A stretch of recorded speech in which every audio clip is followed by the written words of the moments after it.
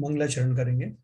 ओम नमः सिद्धेभ्यः जय श्री ओम नमः सिद्धेभ्यः जय श्री ओम नमः सिद्धेभ्यः।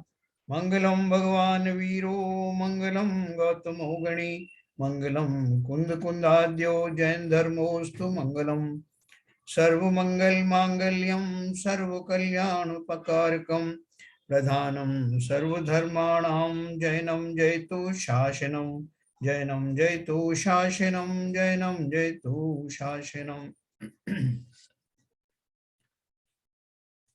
पुरुषार्थ सिद्धोपाय नाम का ग्रंथ हमारे सामने है, जिसके रचयिता हैं आचार्य अमृतचंद्र। पुस्तक के लगभग हम जो है अंतिम भाग में आ चुके हैं।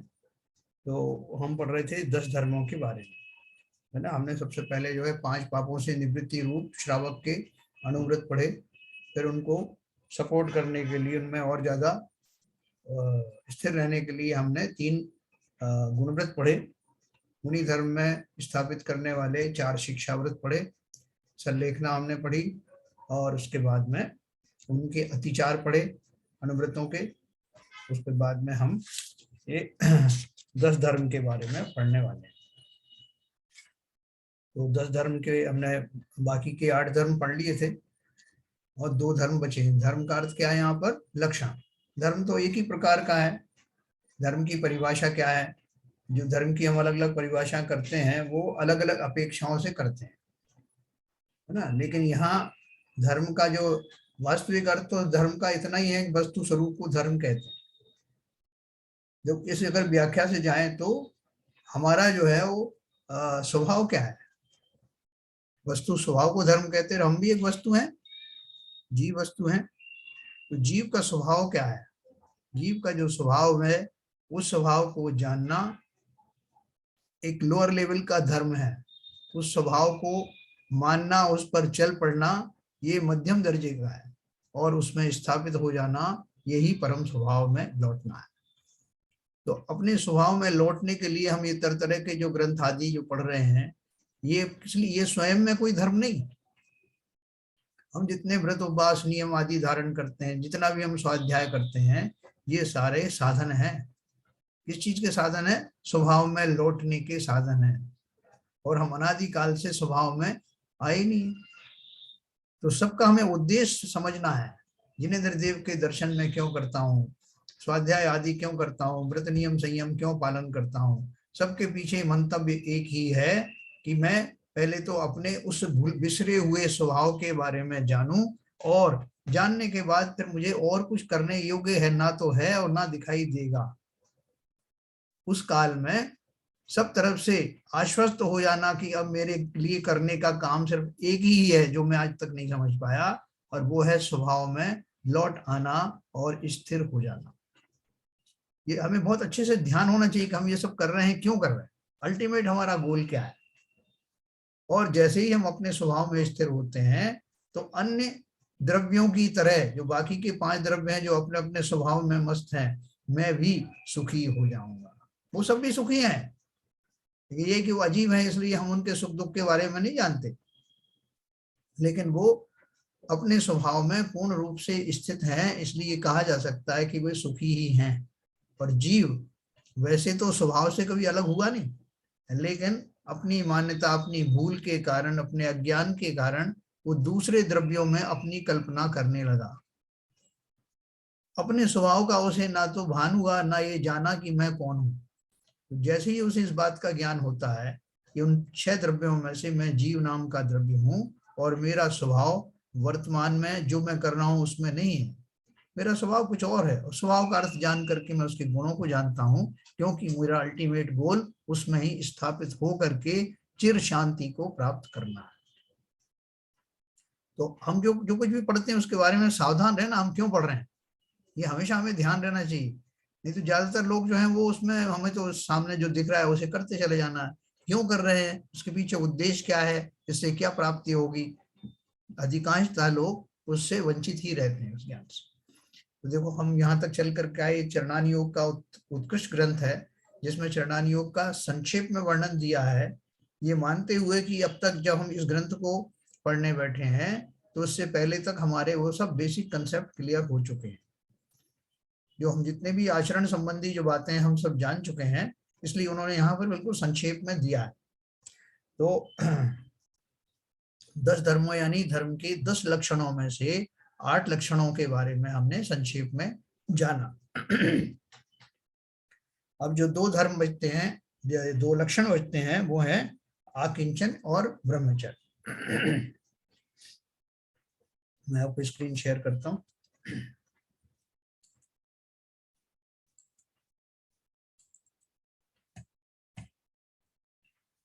देखिए 9 नंबर का था हमारा आकिंचन धर्म। ममत्व बुद्धि का त्याग करना आकिंचन्य धर्म है। 14 प्रकार के अंतरंग परिग्रह तथा 10 प्रकार के बाह्य परिग्रह, इन दोनों प्रकार के परिग्रहों का त्याग करके देना ही उत्तम आकिंचन धर्म है ना। देखो दूसरी बात क्या है, जो आकिंचन धर्म के बारे में हमने 10 लक्षण धर्म के समय में बहुत विस्तार से पढ़ा था। आकिंचन धर्म जो है वो सब धर्मों का सार बताया, आकिंचन और ब्रह्मचर्य जो हमने उसके बारे में पढ़ा था। देखो, न किंचन यस्य सह अकिंचन है, अर्थात जिसके कुछ भी नहीं है वह आकिंचन्य है। समस्त परिग्रह का त्याग करके निर्लोभ भाव रखना तथा आत्मा के निज गुणों के अलावा जगत के सभी पदार्थों में राग भाव नहीं रखना ही आकिंचन धर्म है। संसार में हम जो दुखी हैं, हमारे दुख का मूल कारण क्या है कि हमें बाह्य परिग्रहों में ममत्व बुद्धि बनी रहती है। तो बाह्य कैसे हैं, हमारी शुरुआत कहाँ से होती है? हम बाहर की जो बाहर दिखते हैं, जो मकान है, जायदाद है, धन आदि हैं, वो सबसे घटित करते करते नाते रिश्तेदारों पे आता हूँ और फिर मैं सबसे क्लोज शरीर पर आता हूँ। तो आचार्यों ने वहां से घटाते घटाते ये तुम्हारा नहीं है, मकान तुम्हारा नहीं है, धन आदि तुम्हारे नहीं है, तो वहां तक भी अपन थोड़े संतुष्ट रहते हैं कि ठीक है भाई नहीं है, क्योंकि दिखते ही मुझसे अलग हैं। लेकिन परेशानी कहाँ आती है, जब हम सबको घटाते घटाते अपने शरीर पर आ जाते हैं। क्योंकि अभी तक हम संतुष्ट थे कि यह तो मैं हूं ना, ये तो मेरा है ना, बाकी सब आपने छुड़वा दिए, ठीक है। लेकिन हमें अपना भेद विज्ञान ना होने के कारण और शरीर के माध्यम से क्रियाओं को होते हुए देख करके ऐसा ही लगता है कि यही तो मैं हूं। बाकी सबसे छूटना बहुत आसान है, बाकी सब तो आप कह रहे तो अपन को अलग दिख ही रहा है। लेकिन अब उन्होंने और आगे बता दिया, जो अपन 12 भावनाओं में पढ़ने वाले हैं, बोलते हैं कि जहां देह अपनी नहीं तहां ना अपना कोई। बोले तुम बाहर से क्यों घसीट के ला रहे हो, अंदर से चलो। जो शरीर को जिसे तुम अपना मानते हो या अपना स्वरूप मानते हो, यही तुम्हारा नहीं है, ना तुम शरीर रूपी हो। तो फिर बाकी की सब वस्तुएं तो छूट गई ना, क्योंकि शरीर के माध्यम से अपने मन के द्वारा मैंने उनमें अपना ममत्व कायम किया था, जो कि वास्तव में झूठा ही था। ऐसा भान जब जीव को होने लगता है तब अकिंचन धर्म प्रकट होने लगता है। अकिंचन धर्म जो है हमारे गृहस्थ धर्म में एकदम तो छूटता नहीं, एक झटके में आचार्यों ने कहा और हमने ऐसा मान लिया। लेकिन उनको पूरे लॉजिक के साथ, तर्क के साथ बताया जाता है कि संसार में तुम्हारा क्या है और हमारा है, उसके पीछे जो किस वजह से हमारा है कहा जाता है, खाली हमारी मान्यता की वजह से। जब ममत्व टूट जाएगा तो और हम वास्तव में देखेंगे कि शरीर भी यहीं छूट जाता है। कितनी पर्यायों में मैंने देखा, सामने वाले मरते हुए जीवों को देखा, उनका पुनर्जन्म होने की भी हमने बातें सुनी, और बहुत सारी घटनाएं तो प्रत्यक्ष हमारे सामने भी घटित हुई, जहाँ की वो जीव मर के दूसरी जगह पर जन्म लिया उसने, और उसने बताया कि मैं फला फलां जगह से आ करके यहाँ जन्मा हूँ। ऐसे बहुत सारी किस्से आज भी प्रचलित हैं। तो हमको ये बात जो है कहीं ना कहीं तो समझ में आ गई कि शरीर मर जाता है, शरीर बदल जाता है, लेकिन जीव फिर भी अपने पूर्व कर्मों के अनुसार नई नई गतियों में जाता रहता है। तो शरीरों से हमारा मोह भंग इस प्रकार से अगर करना चाहें तो हो सकता है। और फिर अगर हम इस बात को पक्के तौर पर निर्णय कर लेते हैं कि हम वास्तव में शरीर नश्वर है, पर्याय नश्वर है, मैं हमेशा रहने वाला हूं, तो बाकी सब वस्तुओं से भी मेरा मोह भंग होने लगेगा। आचार्यों का पर्पज इतना ही है कि मुझे इस बात से अच्छी तरह से परिचित करा दें कि मैं अनश्वर हूं, बाकी सब नश्वर हैं, सब यहीं छूट जाने वाले हैं। तो इस शरीर को लेकर के जो मैंने मान्यताएं बनाई हुई थी वो सब छूट जाए तो क्या दशा होगी कि संसार का एक कण भी मेरा नहीं, संसार का एक कण भी मेरा नहीं। कोई भी कण की बात कर रहे हैं तो वो जो जीव हैं जिनके शरीर मेरे बने सामने दिखाई दे रहे हैं, मेरी पत्नी है, मेरे बच्चे हैं, मेरे भाई आदि हैं, उनको भी मैं किस लिए मानता हूं कि उनके जो शरीर हैं उनसे मुझे ममत्व है। उन आत्मा वो आत्माएं तो दिखाई देती नहीं, उनके शरीर आदि दिखाई देने से मैं ये मानता हूं कि वो मेरे हैं। और जिन जिन वस्तुओं से शरीर का उपकार होना मानता हूं उन वस्तुओं में भी मैं इस तरह का भाव रखता हूं। तो जैसे ये बात सिद्ध हो जाती है कि संसार में वो पदार्थ आप पृथक हैं, पृथक ही रहने वाले हैं, आपके अंदर कुछ आने वाले नहीं। ये छोटा बच्चा होता है ना, जब उसे जो कुछ भी आप सामने रख दो उसे बहुत प्रिय लगता है तो उसको मुंह में रखता है। अपनत्व जताने का या उसके प्रति अपना भाव व्यक्त करने के लिए ऑटोमेटिकली, क्योंकि अनादिकाल से हमारी मान्यता है ना कि ये सब मेरी हैं, और उनसे विशेष मोह दिखाने के लिए मुंह में रखता हो। ऐसे ही मैं भी हाथ से पकड़ लूंगा, जोर से जकड़ लूंगा, है ना, उनको चूम लूंगा, लेकिन वो मेरे हो नहीं सकते, मुझसे हमेशा हर दशा में अलग ही रहने वाले, पर है परिजन लोग। तो इस बात को जब मैं विश्वास कर लूंगा तब एक दिन मेरे ज्ञान में ही आएगा कि संसार में मेरा कुछ भी नहीं। तो इस बात से दुखी हों कि सुखी हों, संसार में मेरा कुछ नहीं है ये सोच करके दुखी होने की आवश्यकता नहीं, क्योंकि उसी के आगे सुख है।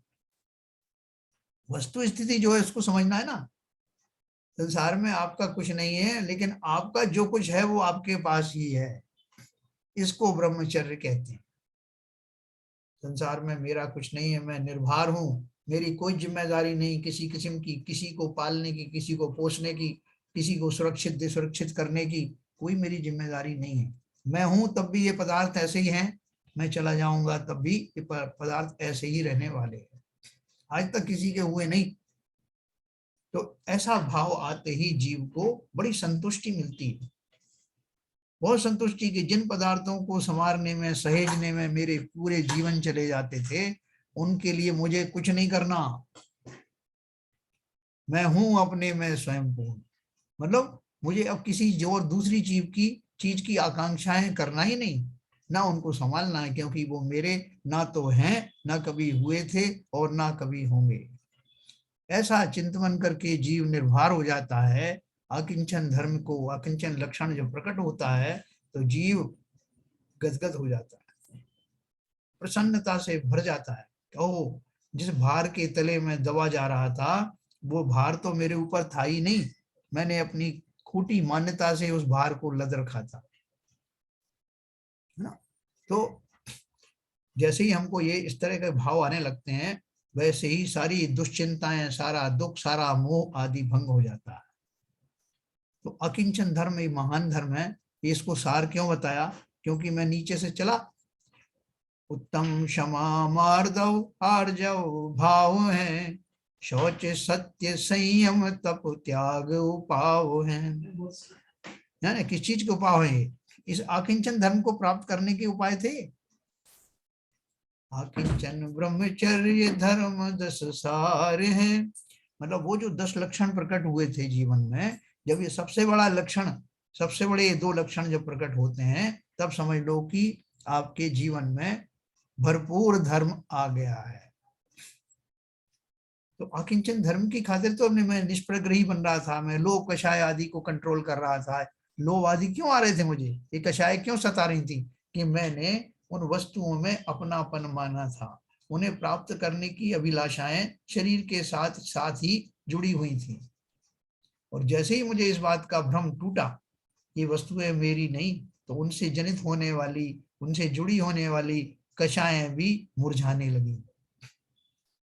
और एक दिन मुझे इस बात का भरपूर विश्वास हो गया कि संसार का कोई भी पदार्थ है, अभी तो हम तृष्णा कर रहे थे ना, दान आदि देते थे तो दान में बहुत सी वस्तुएं बचा लेते थे, ये दूसरे को उपकारी हैं, ये मुझे भी काम आएंगे, इसलिए मैंने थोड़ा बचा लिया।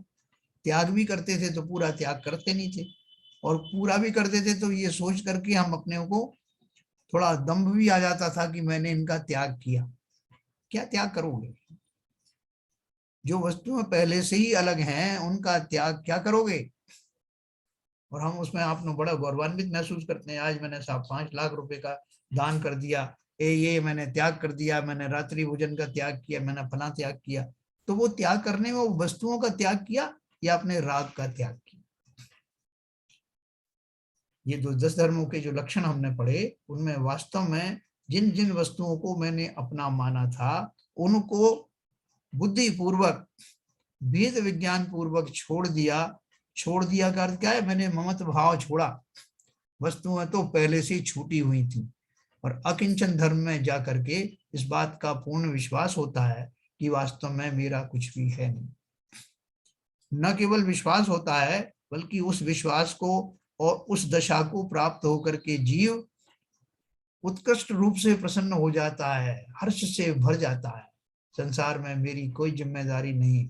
अभी भी देखो, आपको कोई जिम्मेदारी दे दे तो हुआ तो लगे कि हम अपना जो मान कषाय बढ़ाने के लिए बोलते था, उन्होंने मुझे शादी में कोई जिम्मेदारी नहीं दी।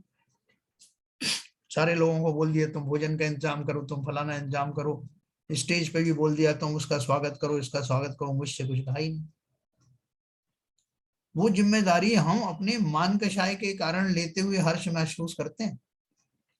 लेकिन अगर आपको कोई कहा जाए कि भाई साहब आप जो हैं बिल्कुल सब चिंताओं से निवृत्त होकर के और धर्म ध्यान में लगो, तो अभी तुम्हारे पास बहुत बहाने हैं। जब धर्म ध्यान में कैसे लगे? हमारे पास बहुत काम है, आपको पता नहीं। अरे हमारे घर वाले मौजूद हैं, बच्चे मौजूद हैं, उन सबके लिए करते रहते हैं, सोचते रहते हैं।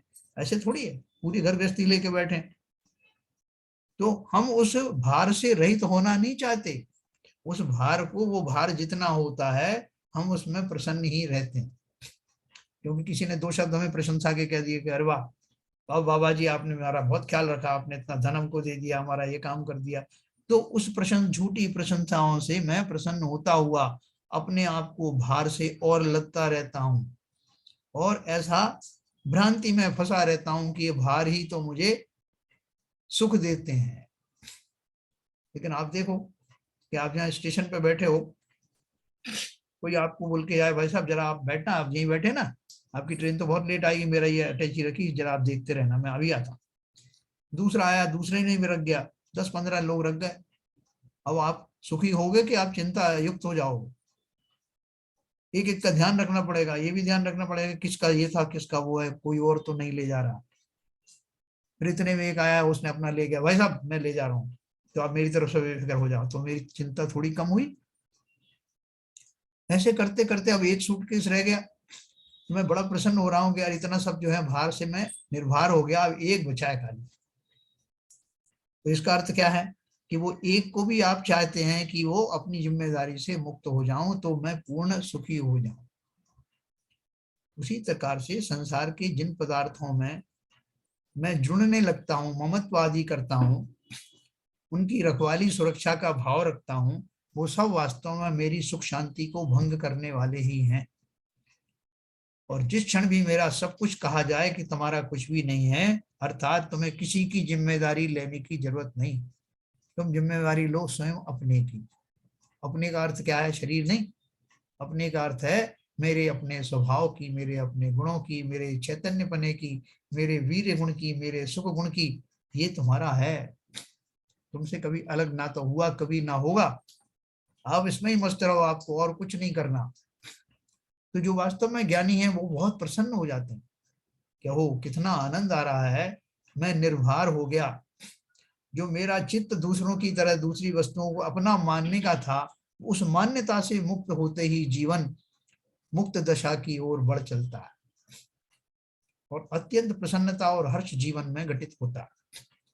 तो जरूरी नहीं कि अकिंचन धर्म, वैसे तो ये सारे ही धर्म मुनियों के लिए बताए हैं, लेकिन अगर मैं श्रावक होते हुए भी, गृहस्थ होते हुए भी इस दशा से साक्षात्कार कर सकूं, उसके दर्शन कर सकूं, उस दशा कैसी होगी, सोच के देखें, अभी तो हमने सोचा भी नहीं कि कैसी होगी वो दशा जब संसार के समस्त पदार्थ मुझे नीरस दिखाई देने, भार सहित दिखाई देने लगे, और मैं उनसे निर्भर होते ही, अपने भावों में निर्भर होते ही प्रसन्नता का अनुभव करने लगूं, तो समझ लो कि मैंने आकिंचन धर्म में प्रविष्ट हो गया हूं। फिर उन्होंने पूछा कि जब मेरा कुछ नहीं है तो मुझे क्या करना है? मेरा कुछ नहीं का अर्थ क्या है? वो झूठी मान्यता वाला जो कुछ मेरा था वो मेरा नहीं, लेकिन मैं तो जीव द्रव्य हूं ना, तो जीव द्रव्य का भी तो कुछ होगा। मेरा अपना क्या है? जैसा अपन ने अभी डिस्कस किया, मेरा जो स्वभाव है वही मेरा है, उसमें होने वाले समस्त गुण मेरे हैं, उनसे मैं भरा हुआ वो लवरेज हूँ। मैं उन वीतरागी सर्वज्ञ देव के समान ही हूँ, वैसी ही आत्मा हूँ। और बाकी जो भार मैंने ओढ़ा हुआ था, उस भार से मुक्त होते ही और अपने स्वभाव में आते ही आकिंचन और ब्रह्मचर्य की प्राप्ति होती है ना। तो अपन ने इसमें ब्रह्मचर्य के बारे में जो पढ़ा, अकिंचन में तो आप समझ गए, निज गुणों के अलावा जगत के सभी पदार्थों में राग भाव नहीं रखना ही आकिंचन धर्म है। और अस्थि से क्या है? ब्रह्मण ब्रह्माणि आत्मनि चरतीति ब्रह्मचर्य है। ब्रह्म का आचरण करना, आत्मा में लीन हो जाना ब्रह्मचर्य है। बाह्य में मैथुन या काम सेवन का त्याग करना भी उत्तम ब्रह्मचर्य में आता है, किंतु मात्र स्पर्शन इंद्री ही कामेंद्री नहीं है, अन्य इंद्रियां भी कामेंद्रियां हैं। किसी सुंदर शरीर, वैश्या, नृत्य, अश्लील चित्र आदि को चक्षु से देखना, या कामोत्तेजक गीत आदि को कर्ण इंद्री से सुनना, या भीनी गंध वाले इत्र आदि को नासिका इंद्री से सूंघना इत्यादि से भी हमारी इंद्रियां उधर आकर्षित हो जाती हैं। ये मैं आपको जैन धर्म जानिए में से सुना रहा हूं। हमारा प्रयास यह होना चाहिए कि हमारा मन इन इंद्रिय विषयों के पीछे नहीं भागे। जो पवित्र आत्मा उक्त प्रकार की क्रियाओं से अपने परिणाम विकृत नहीं होने देती हैं, उनके दुर्धर ब्रह्मचर्य व्रत है। ये भी जो मैंने आपको सुनाया, ये व्यवहार ब्रह्मचर्य की बात सुनाई। निश्चय धर्म क्या है, निश्चय ब्रह्मचर्य क्या है, आप समझ गए कि नास्ति की अपेक्षा से संसार का कोई पदार्थ मेरा नहीं, और अस्थि की अपेक्षा से मेरे अंदर रहने वाले जो जो गुण हैं वो विद्यमान रहते हैं। मैं तो सुख गुण का भी धारक हूं, और सुख गुण आत्मा के अतिरिक्त और कहीं नहीं पाया जाता। मैं अपने उन समस्त गुणों की का चिंतन करूं जो मुझे मिले हैं, जो जीव द्रव्य में पाए जाते हैं। तो जैसे ही मुझे इस बात का विश्वास हो जाएगा, अभी तक के जो 9 मैंने जो लक्षण देखे, उन 9 लक्षणों के द्वारा ब्रह्मचर्य नाम का लक्षण अपने आप प्रकट होता है। ये तो मैंने आपको जो उपचार से जो इंद्रिय संबंधी बताए, ये तो व्यवहार से हैं। अंतरंग में अपने गुणों में रम जाना, अपनी आत्मा में रम जाना, स्थापित हो जाना, अपने गुणों की महिमा में डूब जाना, ये वास्तव में निश्चय ब्रह्मचर्य। इस प्रकार हमने ये 10 धर्मों के बारे में पढ़ा। भावार्थ में इसमें लास्ट में लिखा है, इस प्रकार यह 10 लक्षण धर्म का वर्णन किया। इन धर्मों का पालन करना प्रत्येक प्राणी का मुख्य कर्तव्य है, कारण कि यही 10 धर्म मोक्ष मार्ग का साधन करने के लिए मुख्य कारण है। अब देखो, अपन पढ़ेंगे अब 12 भावनाओं के बारे में। देखो, ये जितनी भी चीजें मैंने आपको बताई, ये सब एक दूसरे से कनेक्टेड हैं, और ये सब मुझे किस लिए करना है?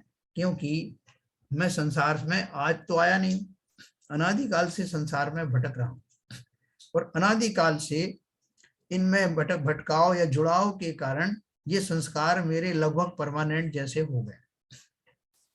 तो आप देखो, जैसे किसी को कोई एक मशीनरी को खोलना है, डिसमेंटल करना है, तो बहुत सारे टूल रखता है अपने पास। कभी स्क्रू ड्राइवर से खोलने की कोशिश करता है, कभी प्लायर लगाता है, कभी और दूसरे स्पैनर आदि यूज करता है, बहुत सारे तरीके लगाता है, कभी कुछ नहीं तो हथौड़ी की चोट लगाता है। ये सारे इसलिए लगाता है कि वो सोचता है कि मुझे मालूम नहीं कि कौन से हथियार से कौन सा स्क्रू खुलेगा, तो प्रयास करता रहता।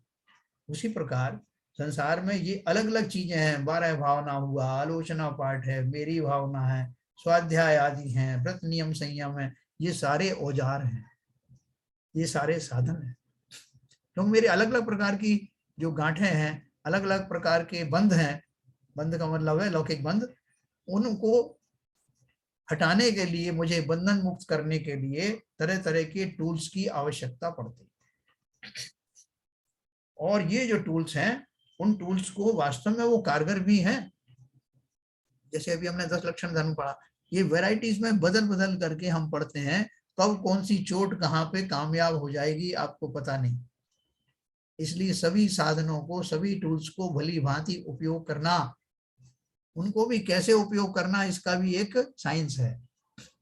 कहाँ मेरी भावना काम आएगी, कहाँ 12 भावना काम आएगी, कहाँ 10 लक्षण धर्मों के बारे में उपदेश कामयाब होगा, और कहाँ आपको बाकी के और जो अनुव्रत हैं, महाव्रत आदि हैं, उनका उपदेश काम आएगा।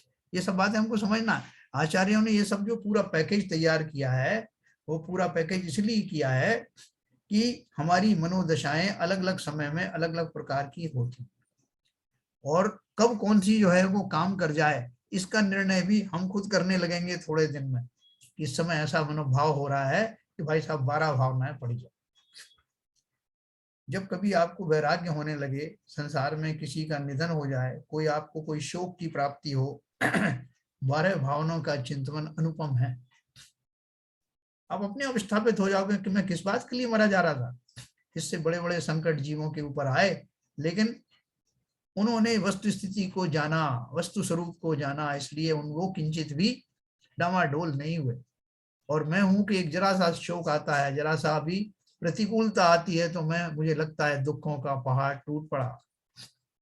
तो देखो ऐसी 12 भावना हम पढ़ेंगे, जो कठिन समय में जब हमें वैराग्य के प्रसंग उपस्थित हों या शोक के प्रसंग उत्पन्न हो, तहाँ ये 12 भावनाएं हमको अपने स्वभाव में स्थापित करने में बहुत संबल देती हैं।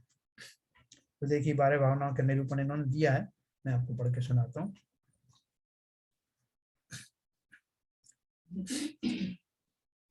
अध्रुवम अध्रुवम शरणमेकत्व मन्यता, अशोचमाश्रभो जन्म है, लोक वृषबोधि संवर निर्जरा, सतत मनु प्रेक्षाया। अध्रुव, आशरण, एकत्व, अन्यत्व, अशुचि, आश्रव, संसार, लोक, धर्म, बोधि दुर्लभ, संवर और निर्जरा, इन 12 भावनाओं का निरंतर बारंबार चिंतन और मनन करना चाहिए। आपको मालूम है अपन ने इसको बहुत डिटेल में पढ़ा था, 12 भावना, और अपन ने भूधर दास की और उनकी दौलत राम जी की, ये सारी जो है अपन ने अलग अलग लेकर के उसमें से समरी करके भी अपन ने इनको पढ़ा था। तो जो पहली टीका में लिया है अर्थ, अनित्य भावना। अनित्य भावना क्या है? संसार की समस्त वस्तुएं, शरीर, भोगादि सभी अनित्य नाशवान हैं। आत्मा नित्य है, ध्रुव है, इसलिए अध्रुव वस्तु से प्रीति छोड़कर ध्रुव स्ववस्तु में चित्त लगाना, इसी को अनित्य भावना कहते हैं। है ना? अनित्य कौन है? संसार की सभी वस्तुएं कैसी हैं? अनित्य हैं, नाशवान है। और नित्य कौन है? मैं स्वयं ही नित्य हूं। अपन पानी में डूबने लगे तो अपन किसको पकड़ते हैं? कोई एक अपना लकड़ी का ऐसा तिनका मिल जाए, वो बोलते हो भले ही है कि डूबते को तिनके का सहारा, वो तो खाली एक वो है, मुहावरा है। लेकिन हम किसको पकड़ते हैं? जिसमें इतना संबल हो कि जो हमको, हम लास्ट तक जो हमारे जीवन को बचा सके। ऐसी मजबूत कोई लकड़ी अकड़ी होती है तो हम उसको पकड़ लेते हैं। कोई पत्थर हो तो पत्थर को हम, वो जो पत्थर ऊपर ही आया सरफेस पे, हमने उसको पकड़ लिया तो वो हमें बचा पाएगा क्या? वो तो स्वयं डूब रहा है। तो इसलिए उन्होंने बोला कि जो नाशवान वस्तुएं हैं उनका सहारा लेने का क्या फायदा, वो तो स्वयं डूब रही हैं।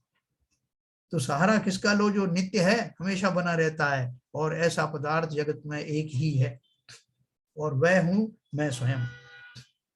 अनित्य भावना, संसार की समस्त वस्तुएं, शरीर, भोगादि सभी अनित्य नाशवान हैं, आत्मा नित्य है, ध्रुव है, इसलिए अध्रुव वस्तु से प्रीति छोड़कर ध्रुव स्ववस्तु में चित्त लगाना, इसी को अनित्य भावना कहते हैं। दूसरी है अशरण भाव। देखो अपन शब्द तो थोड़े से ही पकड़ रहे हैं क्योंकि यहाँ संक्षेप में दिया है, लेकिन उसका भाव पूरा समझना। वास्तव में मैं ही नित्य हूँ, बाकी सब वस्तुएं ही छूट जाती हैं। मैं जितना धन आदि कमाता हूँ, जितनी वस्तुएं इकट्ठी करता हूँ, संग्रह करता हूँ, किसी भी व्यक्ति ने आज तक लेके गया हो साथ तो बताओ। किसी के प्रति दुर्भावनाएं रखता हूँ, किसी के प्रति मैं ईर्ष्या के भाव रखता हूँ, वो भाव भी उन जीवों को अपने अपने कर्मों के हिसाब से ही सुखी दुखी करते हैं। मेरे सोचने से कुछ नहीं होता, तो मैं व्यर्थ में ही वो कूड़ा करकट अपने सर में भर करके घूमता रहता हूँ। किसी को गाली देता हूँ, किसी को दुआएं करता हूँ, वस्तुओं को जो है उसे बहुत ज्यादा मोह रखता हूँ। ये सारी वस्तुएं और मेरे वो क्षणिक भाव भी सब यहीं छूट जाते हैं, कुछ साथ जाता नहीं। इसलिए बहुत विश्वास के साथ इस अनित्य भावना का चिंतन करना। दूसरी भावना है अशरण भावना।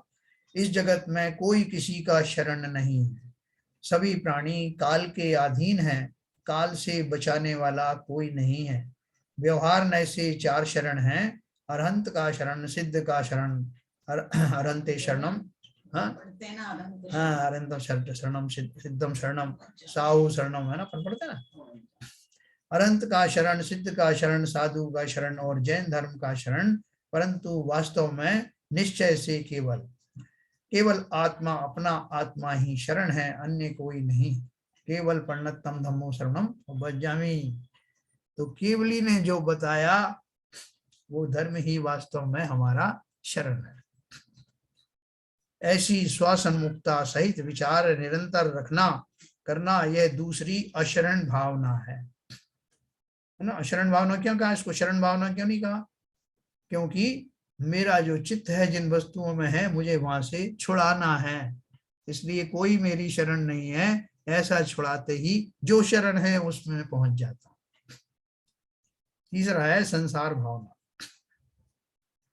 संसार बहुत दुख रूप है, चारों गतियों में कहीं भी सुख नहीं है। संसार नरक गति में तो प्रकट रूप छेदन, भेदन, ताड़ने, तापन, शूलारोपण आदि अनेक दुख हैं, और तिर्यंच गति में भूख प्यास, अति भार लादना इत्यादि दुख हैं। देखो आपको नरक दिखाई ना दें, लेकिन आप देखो प्रत्यक्ष वो जो तिर्यंच प्राणी हैं उनकी क्या दुर्दशाएं होती। एक इंद्रिय आदि की तो खैर कोई पूछने वाला ही नहीं है, वो तो कब कहाँ किसके नीचे दब जाते हैं, मर जाते हैं, हमारी कौन सी क्रियाओं से मरते रहते हैं। एक इंद्रिय छोटे शरीर के धारी जीव, उनकी तो बात ही छोड़ो। लेकिन जो दिखाई देते हैं बड़े बड़े तिर्यंच हैं, गाय हैं, बैल हैं, भैंस हैं, ऊंट है, हाथी है, इनके ऊपर देखो क्या क्या अत्याचार होते हैं। एक गाय को एक जब वो उपयोग से रहित हो जाती है, अनुपयोगी हो जाती है, तो उसको काट काट करके उसकी क्या क्या विभिन्न अवयव लोग लेके जाते हैं, और वो जो बूचड़ खाने में से जो प्रोडक्ट्स निकलते हैं उनसे कोई सौंदर्य प्रसाधन की सामग्री बना रहा है, कोई नकली घी बना रहा है, क्या क्या बन रहा है, दवाइयां बन रही हैं, और हम सब प्रसन्न भाव से उनका सेवन करते हैं। ऐसी तिरंच गतियों में हम अनेक बार गए, अनेक बार रहे, किसी ने मेरे ऊपर दया नहीं की और करेगा भी नहीं, क्योंकि ये संसार का स्वरूप है। वहां अपने अपने कर्मों से जब जीव पहुंचते हैं तो उनके साथ वैसा ही व्यवहार किया जाता है जैसा कि किया जाना है उस गति में। मनुष्य बन गए हैं तो मनुष्य चित्त होता है, जो पशु हैं उनको पशुओं चित्त, उनके साथ व्यवहार होता है। मैं कितनी बार उन पशुओं की गति में गया, अब देखो कैसे उन बैलों को मारा जाता है, पीटा जाता है, गायों के पेट में होने वाले बछड़े की खाल निकालने के लिए उन्हें पीटा जाता है, उनसे जूते बनाए जाते हैं। कितना दर्दनाक सीन होगा वो सब। तो मैंने वो सब दुख भोगे, अनेक बार भोगे, और नहीं सुधरा तो फिर भोगूंगा। इसलिए उन्होंने दिया ये संसार भावना में तिरंच गति में भूख प्यास अति भार लादना इत्यादि दुख है। मनुष्य गति में भी अनेक चिंताएं, बहुत खेद इत्यादि अनेक दुख हैं। देव गति में भी विषय वासना है। बड़े देवों की बड़ी रिद्धि देखकर छोटे देव व्याकुल होते हैं, है ना। लोभ कषाय सबसे ज्यादा प्रबल होती है ना देवों में।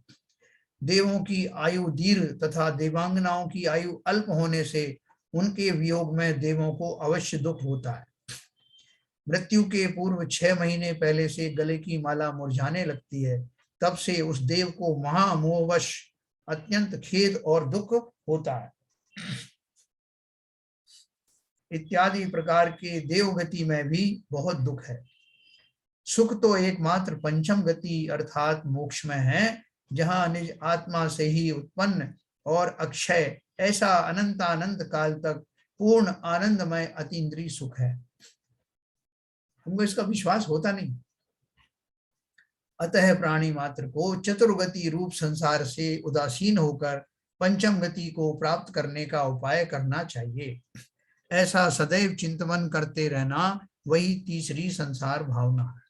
जो अपन जो सामायिक करते हैं ना शाम को, सामायिक में ये मेरी भावनाओं का बहुत बड़ा जो है रोल है। सॉरी, ये 12 भावनाओं है ना, क्योंकि 12 भावनाओं का चिंतन करने से जीव को अपने स्वभाव में लौटने की पूरे पूरे चांस हैं। पूरे तन में होकर के कितनी सी देर लगती है उन भावनाओं। संसार का सब परिग्रह पहले ही हटा देना, इसलिए अपन ने अकिंचन धर्म पहले ही पढ़ लिया। उन सब से मुक्त होकर के समस्त खेदों को एक तरफ रखते हुए पूरे संसार से, जैसे हम जब भी बीमार होते हैं या हमें नींद आ रही होती तो अपन क्या करते हैं, वो फोन में भी वो नॉन डिस्टर्ब वाला जो बटन दबा देते। कोई बोले भाई साहब कुछ हो रहा होगा, किसी को कुछ प्रॉब्लम होगी, तो आपने तो बंद कर दिया फोन, तो कट ऑफ हो जाओगे संसार से। बोले वो जाने दो, इस समय मुझे अपने सुख या अपने आराम या अपने रोगों से बचने के अलावा और कुछ नहीं सूझ रहा है। तो नहीं साहब, कोई का फोन आ जाए, कोई आपका व्यापार में घाटा हो रहा हो, किसी को मदद की जरूरत हो, कुछ नहीं, मुझे किसी की मदद नहीं करनी, मुझे सिर्फ अपनी मदद करनी। जब मैं अपने, भले ही वो स्वार्थ कह लो, लेकिन ये स्टेज में लाता हूं कि नहीं। एक स्टेज ऐसा आती है कि जब मुझे धन आदि का कोई लोलुपता भी रखूं तो उससे कुछ मेरा साधन बनने वाला नहीं। मैं 90 साल का हो गया, कहाँ धन पड़ा है, क्यों पड़ा है, किसको देना है, कोई होश नहीं। तब आके कोई आपके कान में कहे कि बाबा जी ये क्या कर रहे हो, आप तो कुछ सुन ही नहीं रहे हो, आपको कुछ समझ में नहीं आ रहा, फलाने ने उसका धन ले लिया, ढिमके ने उसका ले लिया, आपका इतना पैसा बैंक में पड़ा, आप बोलोगे क्या? भैया ये सब मेरे बस की नहीं है, ना मैं समझता हूँ, ना मेरे अब कोई काम का है। ये दशा आज से और अभी लाना। जिस समय हम सामायिक में बैठे उस समय ऐसे ही हो जाना। संसार का कोई संबंध मेरा नहीं, संसार की कोई वस्तु मेरी नहीं। ये जब हम इस तरह का चिंतन करते हैं, उस चिंतन में ये 12 भावनाएं ऑटोमेटिकली आ जाती हैं। उनको एक एक नाम लेकर के पढ़ने की जरूरत भी नहीं। जैसे ही मैं डिटैच होता हूं समस्त संसार से, ये 12 भावनाएं प्रकट हो जाती। तो चौथी नंबर की भावना है एकत्व भावना। यह आत्मा सदा अकेला ही है, जन्म में तथा मरण में सदा अकेला है, इसका कोई संगी साथी नहीं। यह सुख भोगने में अकेला, दुख भोगने में अकेला, संसार भ्रमण करने में अकेला, मोक्ष प्राप्त करने में अकेला, इस प्रकार यह आत्मा त्रिकाल अकेला ही है, इसका कोई साथी नहीं है। इस प्रकार निरंतर विचार करना एकत्व भावना है ना। आज वो भी पुलक सागर महाराज का प्रवचन आ रहा था, तो वो ये बता रहे थे कि बहुत सारे जीव जो हैं एक साथ जन्म लेते हैं, बोलते हैं मेरा जन्मदिन है साहब आज, तो अपन बड़े खुश होकर मेरा जन्मदिन है, तो बोलते हैं संसार में तुम्हारे साथ साथ उसी घड़ी में उसी समय में कितने जीवों ने जन्म लिया होगा, तो किस बात का अहंकार कर रहे हो कि मेरा जन्मदिन मनाना साहब। तो बोले कि और कितने जीव एक साथ जन्म लेते हैं, लेकिन सब अलग अलग ही होते हैं, सब अपना अपने कर्म के अनुसार अलग अलग माता पिता की संतान होते हैं, अलग अलग क्षेत्र में उत्पन्न होते हैं और अलग अलग कर्मों का फल भोगते हैं, हुए एक साथ। लेकिन कहा क्यों जाता, आप अकेला अवतरे मरे अकेला हो। मरने के लिए भी सामूहिक रूप से बहुत सारे लोगों ने बहुत अच्छे कर्म किए, जैसे बता रहे थे किसी ने एक साथ हमने बड़ा विधान किया। अब सब वो कभी कोई मरने का ऐसा अवसर आया तो ऐसी घड़ी में वो मरे सबके सब कि ऐसे भाव सहित मरे। मान लो कि कोई भव्य आयोजन चल रहा है, वहां कोई भूकंप आदि आ गया, वो मर गए और एक साथ मर करके एक साथ देव गति को पहुंच गए। तो मरे तो सब एक साथ, लेकिन सब मरे वास्तव में अलग अलग ही। जैसे जन्म अलग अलग हुआ वैसे मरण भी अलग अलग, भले ही एक काल में हुआ लेकिन सब अपने अपने भावों के अनुसार ही उसका फल पाते। बस एक्सीडेंट में हो गया। हाँ, बस पूरी पलट गई, पूरे खत्म हो गए, और एक दूसरे 3-4 बसें लगाई थी, दूसरी बस वाले का एक्सीडेंट नहीं हुआ, बाकी की बसों का हो गया, वो सब बचने वाले थे बच गए। तो भले ही मैं भीड़ में हूं लेकिन भीड़ के बीच में भी मैं अकेला ही हूं। बहुत सारे फिल्मी गीत भी बनाए इसी तर्ज पे, भीड़ के बीच अकेला। तो देखो ये जो भाव है, अकेलापन वाला जो भाव है, इससे दुखी मत होना कि भाई साहब आपने तो अकेले ही कर दिया, बिल्कुल हम वैसे ही तो अकेले जी रहे थे, आपने और बता दिया कि गारंटेड अकेले ही मरोगे। कम से कम साथ तो भेज देते, किसी को जन्म नहीं आया तो कोई बात नहीं। लेकिन अब वो जो किसी का भी जरा सा भी मोह का, राग का एक कण भी अगर आपके पास है तो मुक्त होगे नहीं। इसलिए इस बात में बड़े खुश होना, जो मैं करूंगा मेरे साथ जाएगा, जो दूसरा करेगा उसके साथ जाएगा। दूसरे के किसी करनी से भी दुखी मत होना। बार बार सोचते हैं भाई साहब देखो इसके भावों का इसे क्या फल मिलेगा। अरे हम कौन है, हम तो अपने भाव संभालो, जिसको जो मिलना है वो मिलेगा, जैसे भाव करेगा वही मिलेगा। हम और आप किसी को समझा भी नहीं सकते, तो इसलिए सब तरफ से संतुष्ट होकर, जब मैं कुछ कर ही नहीं सकता हूं, मेरा ही कर सकता हूं तो मेरा ही करूंगा। इसलिए उन्होंने कहा यह आत्मा सदा अकेला ही है, जन्म में तथा मरण में सदा अकेला है, इसका कोई संगी साथी नहीं। यह सुख भोगने में अकेला, दुख भोगने में अकेला, संसार भ्रमण करने में अकेला, मोक्ष प्राप्त करने में अकेला, इस प्रकार यह आत्मा त्रिकाल अकेला ही है, इसका कोई साथी नहीं। इस प्रकार निरंतर विचार करना, एकत्व भावना, है ना। कल अपन पढ़ेंगे अत्यंत भावना, अशुचि भावना, ठीक है।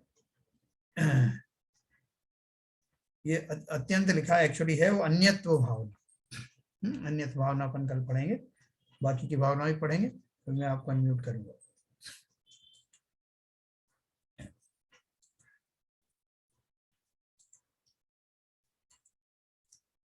हाँ सर, तो सबको समझ में आया, ये अपन ने पहले भी पढ़ा है। जी जी, अपन अकेले हैं कि नहीं है? वैराग्यवर्धक भावना है ये।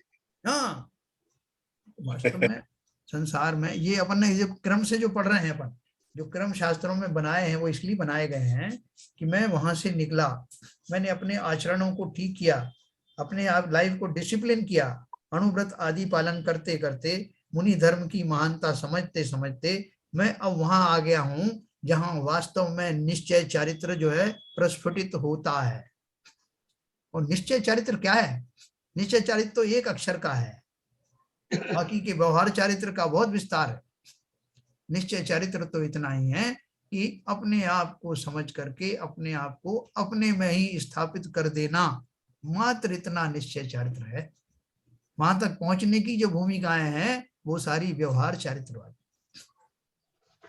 बिल्कुल सही है ना। लेकिन उसको उसको मैं समझू ना, उसमें स्थापित तो तब होऊंगा जब मुझे पता चले कि मैं कौन हूँ, कहाँ से आया हूँ, क्या मेरी खूबियां हैं, वो खूबियों से मैं कहाँ विमुख हुआ क्या, या खाली अपने ज्ञान के लेवल पे विमुख हुआ। एक भी मेरी खूबी कभी छूटी क्या, एक भी गुण मुझसे कभी अलग हुआ क्या? खाली ज्ञान के लेवल पर हटने के कारण मैं दुखी हो रहा हूं, इसका मतलब क्या है कि मेरा जो मनस्ताप है, जो मेरे दुख सुख का जो मेरा भाव है, वो भी खाली खोटा ही भाव है, मूर्खता का भाव है, अज्ञानता का भाव है। मैं सुखी ही हूं, आज तक दुखी हुआ ही नहीं। दुखी हुआ तो अपनी खोटी मान्यता, खोटे विश्वास के कारण, बाकी तो दुखी होने का कोई कारण ही नहीं, है ना। किसी को कुछ पूछना हो तो थोड़ा पूछ सकते हैं। सर ये जो अशरण भावना में जी, तो ये जो जिनवाणी भी शरण वाली नहीं है क्यों? अन्य आपने जो बताया आत्मा ही शरण है। हाँ देखो, व्यवहार देखो क्या दो चीज लिखी है, व्यवहार नए से 4 शरण हैं, अरहंत की शरण, सिद्धि की शरण, साधु की शरण और जैन धर्म की शरण। परंतु हाँ वास्तव में निश्चय से केवल अपना आत्मा ही शरण है, अन्य कोई नहीं। तो ये बाकी के जो चार हैं वो साधन है। व्यवहार नय से शरण क्यों कहे गए हैं? इसलिए साधन कहे है। गए हैं हाँ कि उन्होंने मुझे बताया, उनके माध्यम से मैंने ये जाना कि आत्मा ही परम शरण है। ठीक है वो सर? तो हर स्टेज पे वही बात व्यवहार और निश्चय में हाँ हाँ, जितने भी साधन हैं, देखो मोटी मोटी बात बताऊं आपको, जितने भी आत्मा की प्राप्ति के साधन हैं वो सब व्यवहार नय से उस प्रकार के कहे जाते हैं।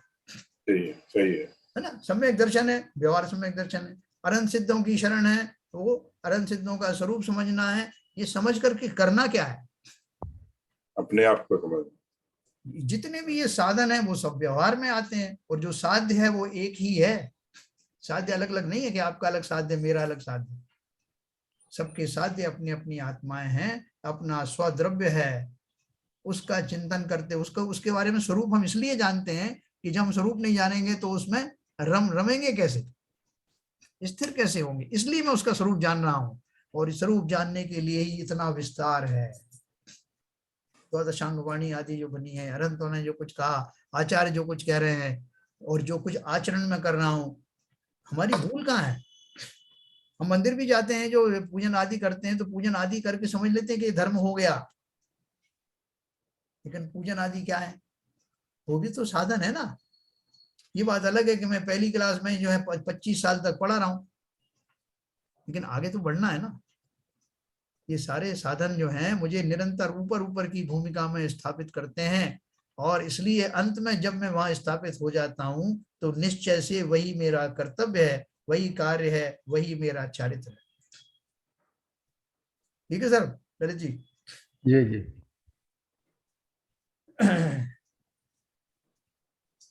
तो संसार में भी जब कभी किस तरह की कोई भावनाएं आए ना, तो अपन को इस तरह से अपने आप को, कोई आपका अपमान भी कर दे, कोई ऐसा प्रसंग भी जाए, तो सोचना एक बार, संसार में क्या लेके आए थे, क्या साथ लेकर के आए, और क्या लेके जाने वाले हो। ये समस्त जीव आपको जो मिले हैं यही मिले हैं, या पिछली पूर्व पर्यायों में दूसरे रूप में मिले होंगे। और मेरा जो मान अपमान आदि होता है वो कोई व्यक्ति विशेष नहीं करता, ये मैं ही स्वयं ही करवाता हूँ। मैं ही बांध के लाया था वो कर्मों को, अयश अयश कीर्ति नाम का कर्म मैं बांध के लाया था। या और दूसरे जितने नाम कर्म अपन ने पढ़े, किसी ने नहीं दिया मुझे, ये तो खाली इंस्ट्रूमेंट्स हैं जिनके माध्यम से मुझे मिल रहा है। देखो ये बात खाली समझाने के नहीं, दिस इज ए फैक्ट। वही व्यक्ति आपके लिए बदल जाता है। कल तक जो आपका शत्रु था आज आपको प्रशंसा से आपको लाद देता है। क्यों? क्योंकि इस समय मेरा यश कीर्ति नाम कर्म का उदय हुआ। व्यक्ति तो बदलते रहते हैं, तो व्यक्तियों को क्या दोष देना, क्योंकि प्रकृति स्वयं कोई दंड या अवार्ड नहीं दे सकती।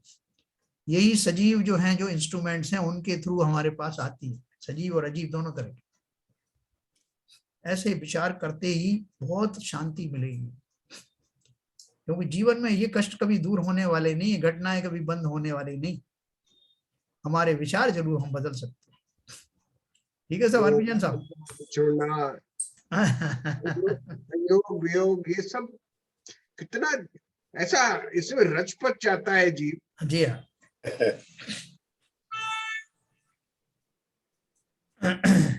तो देखो, और हम उसके व्याख्याओं में उलझ जाते हैं कि साहब वो फलाना पंथ में ऐसा कहा, ढिमके पंथ में ऐसा कहा, उन्होंने इसका स्वरूप ये बता दिया, उन्होंने, हम कितने उलझ जाते हैं उसमें, जबकि मार्ग बिल्कुल स्पष्ट है, बिल्कुल साफ है। किसने क्या कह दिया, किसने कौन से शब्द इस्तेमाल कर लिए, वो जाने। वो मान कसाय में आके सब होता है। हाँ, उन्होंने ऐसा कह दिया, उन्होंने ऐसा स्वरूप बता दिया, उनको उन्होंने ऐसा नहीं बताना। अरे भैया आपको क्लियर है ना कि जीव का स्वरूप क्या है, किसने क्या कह दिया, उस चक्कर में क्यों पड़ रहे हो? उनसे क्या कहने दो। जिनवाणी इतनी बढ़िया उत्तम आज भी उपलब्ध है। तो वो कितनी उत्तम बात है कि दुनिया के सभी शास्त्रों में कुछ ना कुछ जो है मिलावट कर दी गई, लेकिन हमारे जो पंथ है, दिगंबर जैन पंथ है, उसमें आज भी बाय एंड लार्ज सारे जो हमारे ओरिजिनल शास्त्र हैं वो इंटैक्ट हैं, उसमें कोई मिलावट नहीं। इसलिए उसका लाभ लेना हमारी इस पर्याय में वो सब सुलभ है। कितनी अनुपम बात। क्या पदमचंद जी? बिल्कुल सही है साहब, आज तो आपने बहुत यह इतना बढ़िया समझाया है, आनंद आ गया। क्या है, देखो अपन जब भी अपनी आत्मा की बात करते हैं तो स्वयं ही अपन भाव विभोर हो जाते हैं। हाँ, भाव विभोर हो जाए। क्योंकि हमारी अपनी बात है ना ये। तो एक चीज मैं आपको और बताने वाला था, ये ललित जी, जी। ये हम अगली जो पुस्तक पढ़ने वाले हैं, ये परमात्म प्रकाश नाम की है। मैं इसका फोटो आपको भेजूंगा, तो इसको उसमें खोज करके और इसकी जरा वो कॉपी डाउनलोड कर लीजिएगा। फिर मैं जरा मुझे शेयर कर दें तो मैं इसमें स्क्रीन पे डालूंगा उसको। नहीं पढ़ा नहीं, मंदिर में पढ़ी थी। परमात्म प्रकाश करके है। आप कह रहे थे योग सार पढ़ेंगे? तो इसी में योग सार भी है, कि परमात्म प्रकाश और योग सार दोनों कंबाइन। इसका पहला पेज जो है आप वो करके स्कैन करके भेज दीजिए। हाँ जी, हाँ जी, जिससे कि इसमें ऑथर वगैरह सब कुछ आ जाए। हाँ हाँ हाँ। मुझे मैं सबको बताओ, पढ़ी नहीं पढ़ी। अपन ने आरबीएन साहब ये पढ़ी थी क्या मंदिर में पहले? नहीं पढ़ी मेरे ख्याल। हाँ, मुझे ऐसे याद है। पुरुषार्थ सिद्ध उपाय पहले पढ़ी थी या इष्टोपदेश पढ़ा? परीक्षा भी नहीं पढ़ी है। हाँ, ऐसे पुस्तकें तो बहुत है, ग्रंथ कितने। देखिए मैं सब आपकी तैयारी कर रहा हूँ समय सार पढ़ाने की। हाँ, उस ग्रंथ को पढ़ने के योग्य हमारी बुद्धि थोड़ी सूक्ष्म हो जाए, फिर अपन इस जीवन में, इस पर्याय में वो पंच परमागम पढ़ें।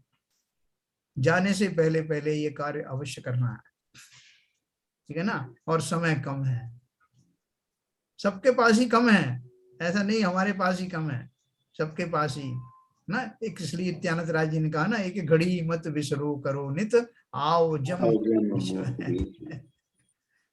तो चलिए साहब जिनवाणी स्तुति करेंगे ललित जी।